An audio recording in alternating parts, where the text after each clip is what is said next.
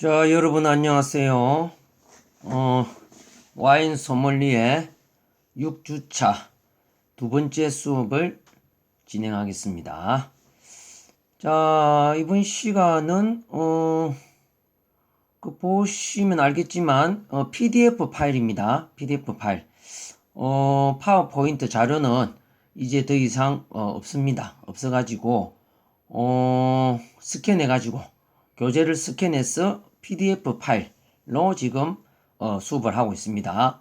그래서 이 내용은 우리 그 자료 공유실에 업로드 안 할 테니까 여러분들 집중해서 메모 잘하고 잘 들어주시기 바랍니다. 파워포인트 그 교재에 대한 내용은 제가 업로드 해놨죠. 그 앞으로 이제 그 이후로는 자료 올린 거 없으니까 더더욱 수업에 집중해 주시길 바라겠습니다. 자, 와인의 저장 방법 먼저 첫 번째부터 읽어보겠습니다. 와인은 저장 방법에 따라 와인 수명이 길고 짧아지기에 와인의 저장 방법은 다른 술에 비해 다소 까다로운 편이다. 이렇게 표현하면 되겠습니다. 전 세계의 모든 알코올 음료 중에서 술이죠. 술 중에서 가장 다루기 힘들고 까다로운 술이 와인이다. 이렇게 생각하면 되겠습니다. 예. 그만큼 조심스럽게 다뤄야 되고 예민하고 굉장히 날카롭습니다. 이 와인이. 한마디로 사람으로 치면 성격이 굉장히 좀 날카롭고 예, 거의 못같이 예, 뾰족하고 다루기 힘들죠. 여러분은 그런 성격 되면 안 되겠죠. 어쨌든 그런 술이 와인이다. 자, 왜냐하면 위스키나 꼬냑 같은 정류주. 자, 뭐 정류주는 이제 다 알죠. 술 그 정류에서 만든 술이 정류주다. 정류란 뭡니까? 그 우리 수증기 올라오는 거 있죠. 그렇게 해서 만드는 건데 그런 거는 정류주는 보통 도수가 높다 이렇게 생각하면 되겠습니다. 예, 정류주는 도수가 높죠. 예를 들어 뭐 위스키, 꼬냑 다 40도 아닙니까? 그리고 소주는 뭐겠습니까? 소주는 정류주겠습니까? 아니겠습니까, 여러분? 소주도 도수가 17도밖에 안 되지만 소주도 정류에서 만듭니다. 예, 소주 정류에서 만들고 그래서 정류하여 만드는 그 술은 도수가 높다 이렇게 생각하면 되겠습니다. 근데 한번 보세요. 위스키나 꼬냑 같은 정류주는 정류기로 정류하여 또 오커통에서 숙성합니다. 예. 우리 소주도 같은 정류지만 소주는 숙성 같은 거 안 합니다. 예, 오커통에 넣지 않습니다. 소주 색깔이 어떻습니까? 흰색이죠. 물색이죠.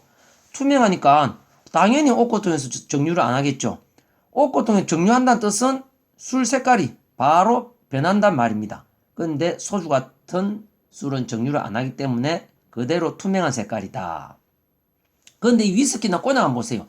여러분 위스키, 꼬냑은 보통 무슨 색이라 합니까? 우리 보통 이론적으로 뭐 말하기에는 우리가 호박색이라고 표현합니다. 예, 우리나라 사람들은 위스키나 꼬냑이 호박색이다 이렇게 표현한 게 제일 알아듣기 쉽죠. 호박색을 아니까. 그래서 위스키가 꼬냑이 왜 호박색이 되느냐 하면은 바로 오크통에서 숙성을 시키기 때문에 예, 호박색이 됩니다. 그래서 옥고통 여러분 알죠? 참나무 안에서 오랫동안 몇십 년 여러분 여러분들이 젊은이들이 제일 좋아하는 위스키 중에 하나가 발렌타인 30년 들어봤죠? 예, 발렌타인 30년이란 말은 발렌타인 만든 지 30년이 됐다는 게 아니고 발렌타인 그 술을 옥고통에서 30년 동안 숙성했다 이 말입니다. 30년 동안 옥고통에서 묵혀놨다는 말입니다. 묵은지처럼. 그러니까 어떻단 말입니까? 오랫동안 옥고통에서 숙성해 놓음으로 해서 색깔이 호박색으로 바뀌고 향도 굉장히 그윽한 향이 나고 맛도 어떻습니까? 비록 40도지만 목에 독한 냄새가 안 나고 부드럽다 이겁니다. 그래서 비싼 술이라. 발렌타인 17년산보다 30년산이 비싼 술이라는 이유가 30년 동안 옥고통에서 묵혀놨다 이건 말입니다, 여러분. 어쨌든 꼬냑도 마찬가지고 꼬냑도 오커통에서 숙성합니다. 그래서 꼬냑도 호박색이 되고 우리가 이제 전에 우리 그 칵테일 수업할 때 제가 학생들한테 직접 다양한 위스키와 꼬냑을 직접 맛보게 했거든요. 근데 학생들이 확실히 꼬냑에 대한 반응이 좋더라고요. 꼬냑이 일단은 술이 비싸고 그 다음에 맛도 부드럽고 꼬냑도 숙성했기 때문에 맛이 부드럽습니다. 꼬냑도 어떤 그 재료입니까? 원료가 바로 포도죠. 예, 포도를 정류해서 만드는 게 40도짜리 꼬냑이다. 프랑스 꼬냑 지방에서 난 거. 수업시간에 설명 다 했죠. 자, 그 다음에 양조주인 와인은, 양조주는 뭡니까? 양주에서 만든 겁니다. 와인이나 막걸리, 이런 게 양조주죠. 우리 발효주라고도 하죠. 발효주. 양조주도 되고, 발효주도 되고. 발효시키지 않습니까? 양조주인 와인은 병입하여도 숙성이 지속되므로 여러 세균이 번식하지 않도록 저장해야 한다. 특히 와인은 습도, 온도, 변화와 빛 등에 예민하기에 저장하는 환경이 매우 중요하다. 예, 상당히 환경이 상당히 중요합니다. 그래서 아까 말했죠. 굉장히 날카롭습니다. 성격이 와인이. 잘 다뤄야 됩니다. 자, 그 다음에 밑으로 조금 내려가겠습니다. 자, 와인을 보관할 때 기본적으로 알고 있어야 할 사항은 다음과 같습니다, 여러분. 자, 직사광선을 피해야 한다. 예, 당연히 직사광선을 피하는 건 당연하죠. 자, 즉 약간 서늘하고 햇볕이 들지 않는 곳에 저장해야 한다. 당연히 모든 음식이 마찬가지겠지만 당연한 거고. 그 다음에 두 번째 한번 보겠습니다. 조용하고 진동이 없는 곳, 소리가 울리거나 예를 들어 뭐 차가 지나가면, 도로가에 차가 지나가면 어떻습니까? 약간 땅이 흔들리죠. 기차가 지나가든지 또는 비행기가 지나가든지. 그러면 소리가 나면서 땅이 흔들리면 안 되죠. 와인이 같이 흔들립니다. 그래서 흔들리지 않아야 한다. 예, 보관을 잘해야 됩니다. 그래서 내가 저번에 수업 시간 이야기했죠, 여러분. 전 세계에서 와인이 우리나라에 몇십억 병씩 수입이 되는데 그 과정이 상당히 복잡해서 수입하는 와인이 고급 와인이라 하기 좀 힘듭니다. 예, 정말 고급 와인은 현지 유럽이나 이런 프랑스나 독일이나 스페인, 이탈리아 이런 데 가갖고 거기서 만들어갖고 바로 만들어서 정말 흔들리지 않게 잘 보관된 그게 진정한 고급 와인이고 맛이 좋은 거지.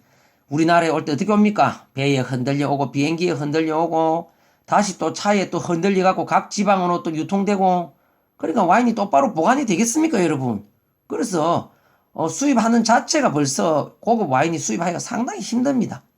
벌써 흔들리고 그리고 비행기의 온도 다르고 배의 온도 다르고 화물차 온도 다르고 그만큼 조심스럽습니다. 이동하는 데 있어서.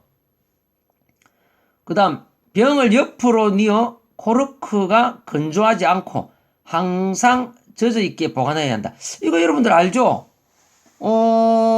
당연히 와인을 눕혀서 보관한다는 건 이건 상식인 거 잘 아시죠? 보통 일반 가정집에 냉장고 열면 어떻습니까? 와인이 그냥 딱 세워져 있죠.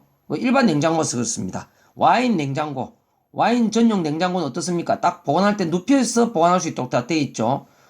여러분 가정에 아마 와인 냉장고 하나 정도 갖고 있는 분도 내가 보니 분명히 여기 있을 겁니다. 있는데, 자, 그 이유 한번 봅시다. 왜 눕혀야 하는 이유를 한번 보겠습니다. 그 이유는 병마개가 마르지 않게 하기 위해서인데, 습도가 너무 낮으면 코르크에 균열이 가서 와인 품질에 나쁜 영향을 미치고, 자, 습도가 너무 낮아갖고 건조하면 코르크가 예를 들어 코르크를 바로 눕히지 않고 바로 세워서 보관한다거나 아니면 너무 건조한 곳에 놔둔다라면 어떻게 되는 줄 압니까? 코르크가 여러분 뭡니까? 수업 시간에 이야기도 했죠. 참나무죠. 그것도 오크통과 같이 코르크 나도 직접 본 적이 있습니다. 여러분도 아마 봤을 겁니다. 그렇게 보관이 잘 안 되면 코르크가 말라갖고 어떻게 되는 줄 압니까? 나중에 딸 때 부스러기가 생깁니다. 부스러기 가루가 생깁니다. 딸 때 막 푸석푸석해지고 손으로 만지면 푹 떨어져갖고 가루가 떨어집니다. 그러다 보면은 코르크 딸 때 그 가루가 일부 가루가 와인 안에 들어갑니다. 그래갖고 손님한테 와인잔에 따를 때 그 코르크 찌꺼기와 같이 따라지거든요. 그럼 손님이 어떻게 생각했습니까? 아, 서로 당황스럽죠. 그래서 반드시 코르크가 촉촉하게 젖어 있을 정도로 눕혀야 되고 거기다가 습도도 어느 정도 돼야 됩니다. 습도는 나중에 나오겠지만 한 70에서 80%가 제일 좋은 습도의 유지입니다. 자, 그래서 습도가 너무 높으면 또 곰팡이가 생기고, 너무 습도가 높아갖고 축축하면 또 코르크에 또 곰팡이가 생깁니다. 나중에 또 설명하겠지만, 이 와인에 그 정상적으로 보관했는지, 보관 안 했는지 알려고 하면은 제일 먼저 코르크 상태를 확인해야 됩니다. 코르크를 딱 보면 코르크가 촉촉하게 젖어 있고 곰팡이가 없어야 되는데, 만약에 와인을 따고 나서 나중에 또 설명하겠지만 고객한테 제일 먼저 와인이 정상적으로 보관이 잘 되어 있는지, 신선한 와인인지, 품질에 이상이 없는 와인인지 확인하기 위해서는 반드시 와인 소믈리에가 코르크를 따고 호주머니에 넣거나 뒤로 숨기거나 살짝 버리고 이러면 안 됩니다. 반드시 고객한테 보여줘야 됩니다. 누구한테? 호스트. 그 고객 중에 호스트가 뭐라고 했습니까? 한마디로 돈 쓰는 사람, 그날의 주인공이죠. 그 사람이 돈 계산한 사람한테 호스트죠. 호스트한테 고객님 이게 코르크가 있습니다 하면서 보여줘야 됩니다. 그러면 정말 전문적인 와인에 대해 좀 아는 호스트는 코르크를 자세히 봅니다. 여러분도 나중에 혹시 와인바 가서 웨이터가 코르크를 딱 따면 보여주겠죠. 보여주면 여러분들 그냥 예 됐습니다 하지 말고 좀 보는 척이라 하세요. 보는 척이라도. 몰라도 딱 좀 꼼꼼하게 보세요. 냄새도 맡아보고 앞뒤로 한번 만지보고 그 다음 꾹꾹 한번 눌리보고 부스러기가 떨어지는지 그 다음에 곰팡이가 피는지 한번 보세요. 그리고 뭔가 딱 이상 있으면 딱 이야기하세요. 그러면 이거는 저희가 못 먹겠습니다 하면 적어도 두말 없이 바꿔줍니다. 와인을. 그런데 일부 와인은 잘 모르고 지식이나 상식이 없는 와인 소믈리에가 따고 그냥 호주머니에 쑥 넣거나 버리는 경우도 있습니다. 그럼 여러분들 바로 지적질 들어가세요. 코르크 확인시켜줘야 되는 거 아닙니까? 하면서 이런 식으로. 그러면 제가 깜짝 놀랄 겁니다. 뜨거 하면서 야 이분 보통이 아닌데 서비스 잘해야 되겠다. 이런 생각이 든단 말입니다. 여러분. 그게 진정한 여러분들 나한테 수업 와인 들었던 우리 백석대 광학부 학생들 아니겠습니까 여러분? 그래서 코르크 상태를 봐야 됩니다. 곰팡이가 pis는지 적당하게 그 부스러기가 깨지고 그러지 않는지 적당하게 습도가 있는지 그래야 와인 품질을 알 수 있다. 그 다음에 자 부패 방지를 위해 형광물질이 있는 곳에서의 보관은 좋지 않다. 야 형광물질이 뭡니까 여러분? 제일 우리가 잘 아는 게 형광등이죠. 여러분 집에 형광등 다 있죠. 거기서 바로 형광물질이 나옵니다. 그래서 형광등이 너무 여러분 몸에 가까이 있으면 안 좋은 거 알죠? 그 다음에 또 어디에 있습니까? 돈에도 다 형광물질이 있습니다. 그 다음에 카드 영수증 끊을 때 카드 영수증 나올 때 그 종이도 형광물질이 있고, 그래서 영수증 여러분들 만약에 어디 식당 가서 카드를 껐다 영수증 필요 없으면 영수증 보관 그냥 버려주세요 하세요. 보통 그 식당 측에서 영수증을 주죠. 카드와 같이. 그러면 그 카드는 괜찮은데 영수증 만진다는 자체가 벌써 형광물질이 손에 묻습니다. 그 몸에 안 좋죠. 그래서 영수증 필요 없으면 예 영수증 필요 없습니다 버려주세요 하면 됩니다. 괜히 그 영수증 보지도 않으면서 그 준다고 그냥 받으면 또 그 손에 또 형광물질 묻으면 또 손 씻어야 되고 요즘같이 또 위생이 예민한 시대에 어쨌든 그런 형광물질이 있는 곳에는 형광등이나 있거나 이러면은 부패됩니다. 와인이 굉장히 예민하다고 했죠 아까. 그 다음에 한번 봅시다. 자 강한 냄새가 나는 물질과 이 책에 나는이 없어가지고 제가 직접 적었습니다. 강한 냄새가 나는 물질과 함께 보관하지 않는 것이 좋다. 여러가지 뭐 화학 냄새라든가 또는 무슨 음식 냄새, 그 냉장고에 만약에 있는데 냉장고에 무슨 음식이 있다, 뭐 젓갈이 있다, 그렇게 하면 냄새가 나면 좀 안 좋습니다. 그것도 은근히 까다롭습니다. 와인이 냄새도 다 맡고 있습니다. 어떻게? 코르크를 통해서 숨을 쉰다고 했죠. 그 참나무가 숨을 쉬는 특징이 있어갖고 거기서 공기가 왔다 갔다 합니다. 그래서 와인은 눕혀서 보관해라 이겁니다. 와인을 세워서 보관하면 그 공기만 살살살 들어갑니다. 그러면은 와인이 그 품질이 변질이 될 수 있죠. 그래서 눕혀서 놓으면 와인하고 코르크가 딱 접혀져 있으면 공기가 좀 덜 들어가죠. 들어가긴 들어가도 그 와인하고 코르크가 딱 접혀져 있으니까 공기가 덜 들어가죠. 그 다음에 와인의 습도 조절이 매우 중요한데 습도는 아까 말한 대로 70에서 80% 정도의 유지가 딱 좋다. 물론 최저 50에서 뭐 최고 85까지 있지만은 그게 조금 위험하니까 제일 적당한 유지가 70에서 80% 사이다. 그 다음, 강한 전구를 사용하지 않는 것이 좋다. 예. 너무 불빛 센데, 안 좋습니다. 그 다음, 그래서 우리 와인셀러 있죠. 와인 냉장고, 와인 전용 냉장고 보면은, 불빛이 은은하죠. 예. 봤죠? 불빛이 진한 불빛이 아닙니다. 그렇다고, 너무 끔끔하면 또 그러니까 연하게 살짝살짝 불이 들어옵니다. 우리 냉장고, 일반 냉장고처럼 냉장고 문 열면 어떻습니까? 강한 전구로 불이 확 들어오죠. 와인셀러는 그렇게 불이 안 들어오고 은은하게 살짝 라벨을 볼 수 있을 정도만 들어옵니다. 그 다음에 와인 라벨이 위로 오게 저장한다. 자, 눕혀놓죠. 와인을 눕혀놓으면 와인 라벨이 위로 오게 저장해야 와인 셀러, 와인 냉장고 밖에서도 볼 수 있고 또는 와인 냉장고를 딱 문 열었을 때 바로 와인 라벨을 볼 수 있어야 이 와인은 어느 나라 와인이다. 어느 품질이다. 어느 와인이다. 와인명을 딱 볼 수가 있으니까 고를 수가 쉽죠. 근데 와인 라벨이 안 보이게 거꾸로 해놨다면 어떻게 됩니까? 와인을 빙빙 돌려야 됩니다. 돌리면 또 흔들리고 또 꺼냈다 넣었다 하면 그것도 품질이 안 좋아지죠. 그래서 와인 라벨이 위로 딱 있어야 딱 한눈에 저 와인 오늘의 와인은 메독 와인을 먹자. 오늘의 와인은 뭐 보르도 와인을 먹자. 오늘은 독일 화이트 와인을 먹자. 바로 볼 수 있도록 해놔야 됩니다. 그 다음에 온도의 변화가 없어야 한다. 당연하죠. 예, 온도가 일정하게 유지돼야 된다. 그래서 냉장고에 넣어도 자꾸 냉장고 문을 자주 열었다 닫았다 하면 온도가 변하니까 안 좋죠.